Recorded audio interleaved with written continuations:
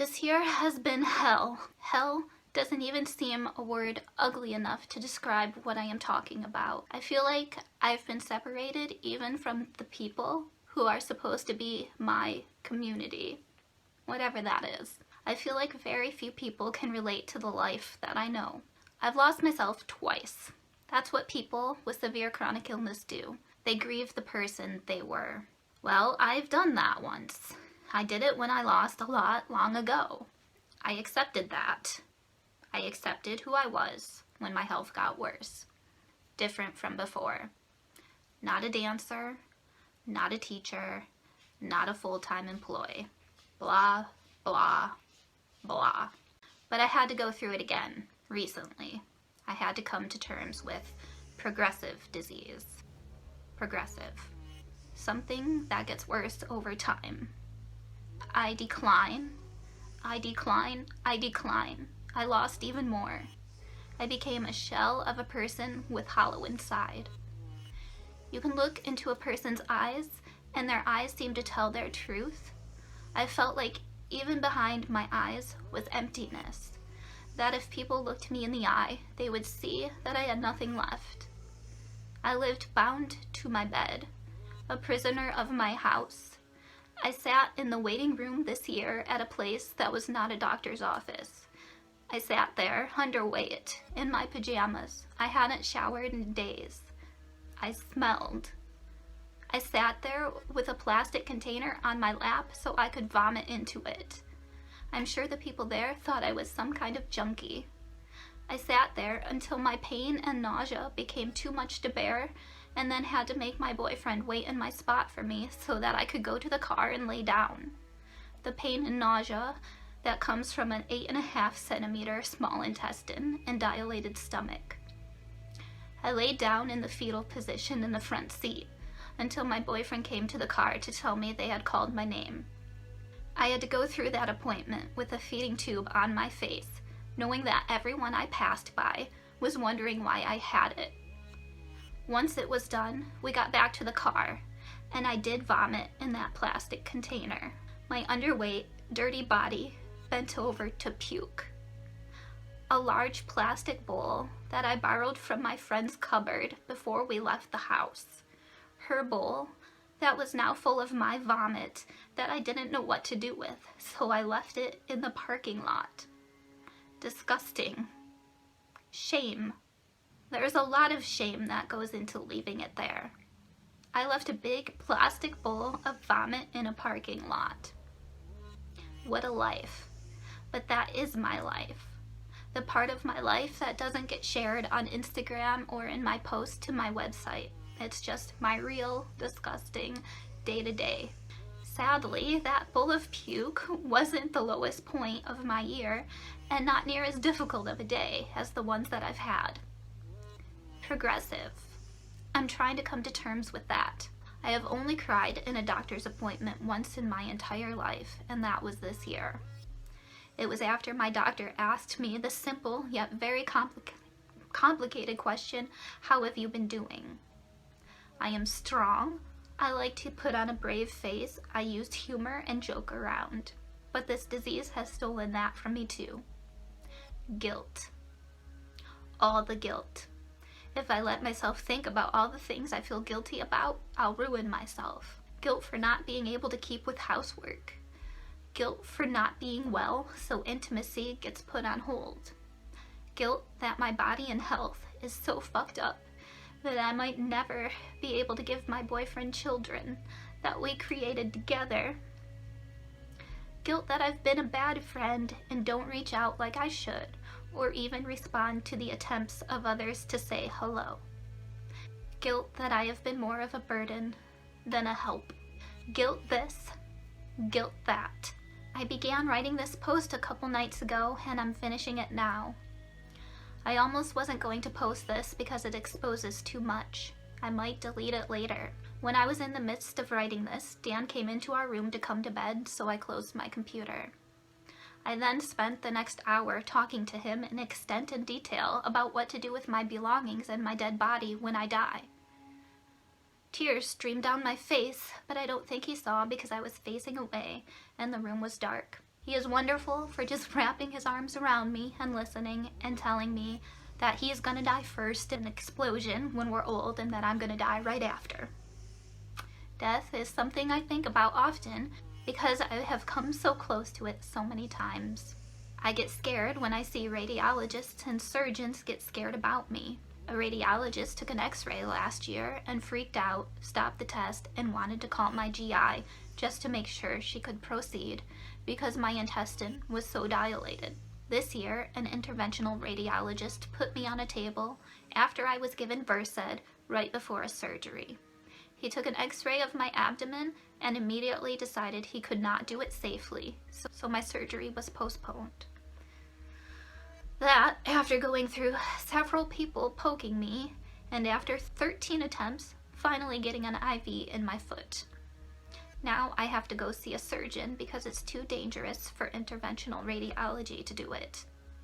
A few months ago, I had an interventional radiologist hover over me as I laid on the fluoroscopy table crying as she tried to calm me down.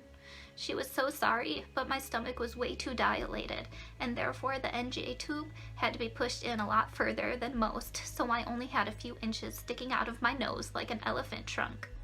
It was too short to be able to tape to my face or tuck behind my ear, and I was just supposed to go through life like that, just to receive nutrition, all because of how dilated I am. That was my 4th tube that I had to swallow that week. They kept kinking. When all these things happen, I am scared. Scared my intestine is 1 centimeter from perforation. Scared about so many other things too. But out of the ugly things in this life, I have been gifted some beautiful things this year. I have witnessed the love of a man who somehow managed to drive 5 hours to another state to be by my side during hospitalizations and procedures, so I didn't have to do it alone. Then I watched him drive 2 hours back and forth from the hospital to school when I started going into the hospital in Illinois. I watched him miss days of school and study for exams by my hospital bed. He did all of this and somehow managed to get the highest grades in his classes. I witnessed something beautiful in the way he took care of me, but it also rips me apart that we had to endure all this. His love is powerful, and I hope that I don't wear it out. I don't think I can live without it now that I have it. I have made 3 incredible friends this year. They came into my life right when I needed them most, from Instagram, of all places. I seriously don't know what I'd do without them. I didn't know how I was going to survive all of this without Beth being there to talk to, and then I met these 3. Maybe she sent them. I know that's crazy to think, but I'm going to choose to believe that. I see so much of her in the 3 of them. This year would have been a lot more difficult without their friendship. For the first time in a long time, I felt like somebody got me. I have a great doctor who has shown me so much kindness, compassion, and trust. He has given me back some of the quality of life that I lost, and I am so thankful for that. I've had some fun too.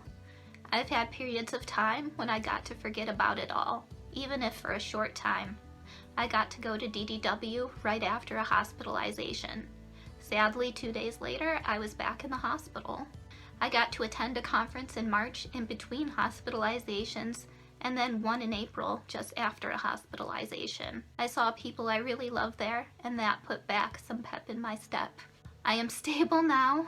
For the first time in about 2 years, I feel stable, at least for the time being. I wish I could just sit in that sweet spot, but I'm always waiting for the other shoe to drop. TPN has helped me gain weight, and with that I have more energy, so walking down the hallway doesn't seem like running a marathon anymore. I've stopped vomiting daily. Nausea is still a big struggle, but now I have small breaks from it. My pain is still a huge issue, but we are working on it, and I've seen improvements. I'm still mostly a prisoner to my bed because of chronic intestinal pseudo-obstruction, but I have had some good days. For me, good days. In this life of mine, I make choices like, do I shower today and use that energy on getting clean? Or do I just not shower again so I can do something else? Maybe I'll never have to leave a bowl of vomit alone in a bowl in a parking lot ever again. Is this as good as it gets?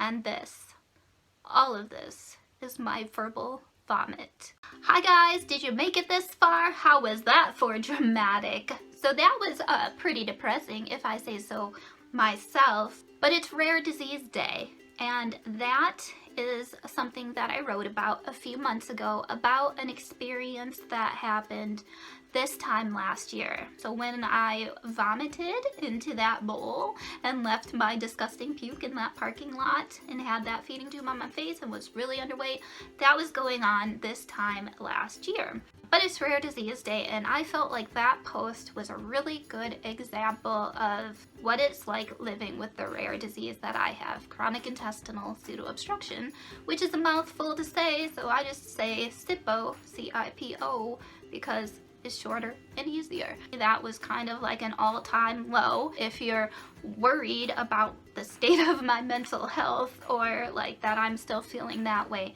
no, I'm not. Time has passed. I won't say that things are better. Things are more stable now, and in my headspace, I am not there. I've moved on and have done things that help me. So sharing that with you was a way to, like, my coming back to making videos attempt. Will it happen? We'll see, because who knows what's the next day holds, but I've really wanted to start making videos again. I have wanted to get back into making videos for so long. It's been really hard to make them in the last few years just because of my health and how much things have declined for me. Like, I was making videos pretty steadily between 2011 and the end of 2013, and then at the very beginning of 2014, in January of 2014, I had an emergency surgery. I had a midgut volvulus, which is something that is pretty common in patients who have chronic intestinal pseudo-obstruction, usually pediatric patients, but it does randomly happen to adult patients too. Because my digestive system already doesn't work because of SIPO, because I have a problem with the nerves in my digestive system, my peristalsis is pretty fucked up, and having major abdominal surgery only made it worse. In 2014, I was in the hospital for several months. I went through trialing tube feeding again, which has never worked. Every time we've tried it, I went back on TPN for pretty much the whole year, and then I did something that I shouldn't have done. I've never said that I am the perfect patient, so don't do this, but at the end of 2014, I pulled my PICC line out myself and stopped TPN. No doctor told me to do that, but TPN is risky, and I wanted to see how I would manage without it again. And that didn't go very well, and I ended up where I have been. I just declined really, really bad because trying to nourish my body and eat the amount of calories or even drink them that is required for me to live and thrive, that didn't go well. I lost a lot of weight. My BMI got really low. The pain and the nausea, the distension and the vomiting from having to eat made it so that I was more bed bound and just awful than, you know, I have ever been, until I trialed tube feeding again, which was going on this time last year, and of course it didn't work, and here I am back on TPN. I counted the other night, and I've been on TPN 6 out of the past 10 years, so I don't know. It is what it is. Where I'm at now is better than where I was when I wrote this piece. I am now a healthy weight again, so that's really good. My labs are looking good. So having that is helpful, but you know, being on TPN is hard. It's no way to live, but it gives me the best quality of life that I could ask for, which is not a quality of life that personally I can accept, because my quality of life has gone downhill more and more and more, and it's really hard to come to terms with. I know in that piece I talked about acceptance and that I couldn't accept my rare disease. Where I'm at now is like, I accept it in ways, but I don't want to. It's really hard.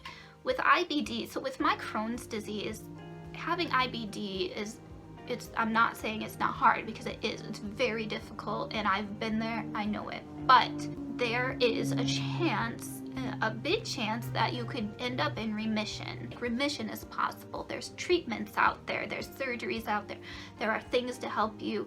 Like most all IBD patients go through phases of disease and remission. Hopefully we can get those times of deep remission longer, but you can live a really good life. A lot of people can with Crohn's and colitis, so that hope is there, and I've actually been living a pretty good life with Crohn's disease. Mine has been quiet.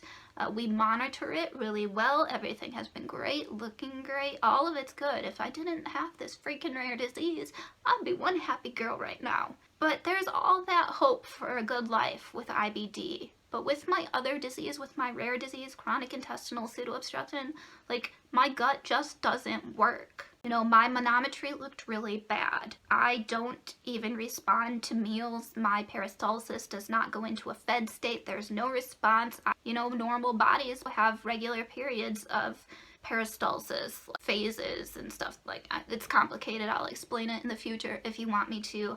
My body does not do that. I didn't respond to any of the drugs they gave me during my manometry. I have really just, you know, and that's how it is.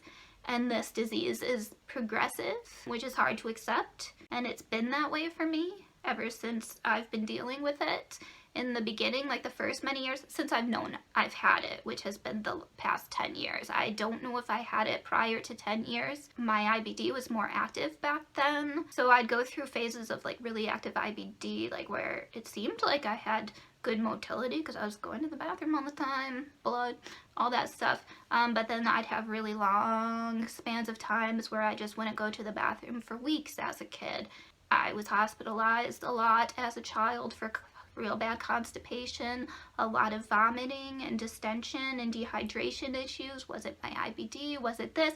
We don't know. We never will. No point in thinking about it. But anyway, point was, for as long as I've known that I've had this rare disease, which has been the past 10 years since I was actually like a doctor brought it up, and it's been an issue where I have just really bad motility. It's been progressive, but in the first like 5 years, maybe not even that, maybe like 3, it seemed like I would go, like there were like good periods of time where I could manage better. Like I'd be hospitalized, I'd need decompression, I would need to be on TPN, but for shorter periods of time. And then I could kind of fly like smoothly. It was never easy, but at least it was better. I was able to do my job. I had a job. You guys might remember when I was working in the salon. So being bound to my home and in bed and really, really sick is not easy, and it just keeps getting worse. That was really hard. It was really hard in the middle of it to make videos for you guys, to explain things. For one, I was just so sick that I couldn't make videos, and also when I'm going through things, I find it harder to talk about. It's harder to like step out of it and explain it. Like now where it's kind of like I can talk about things in the past, that's easier for me. There were just a lot of reasons that I couldn't make videos, and I've really wanted to get back into doing that for a really long time. I just haven't known how to like catch you guys up on the last 4 years of my life since I stopped making videos regularly in the beginning of 2014 when I had that surgery, and then things just kind of had since the beginning of 2014 things have just been like rapidly declining in my health. Alright you guys, I am really sorry that this video is really long. I'm recording it with my phone, so it's not the best quality. I'm sitting here in my office. I haven't washed this hair in forever. I don't even have pants on because I haven't been feeling good this past week. Well, surprise, that's new for me. So, why did I just say all that? I don't know. We took a turn for the worst. Okay, you guys, I'm sorry that was long. I think that was where I was going, and then somehow I started talking about what I look like. Oh god. Maybe we shouldn't start making videos again. Okay, bye.